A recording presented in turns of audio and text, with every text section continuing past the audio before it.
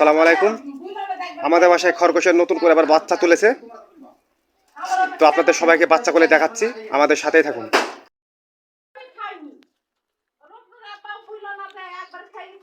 এই যে আমাদের খরগোশ, আর এই যে তাদের বাচ্চা। এই যে দেখুন কত ছোট ছোট খরগোশের বাচ্চা। 7টা বাচ্চা হয়েছে আবারও।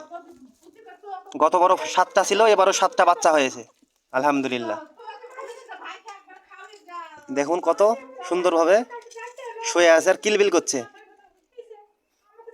7টাই সাদা হয়েছে, কেবল গায়ের ভুয়া বের হচ্ছে।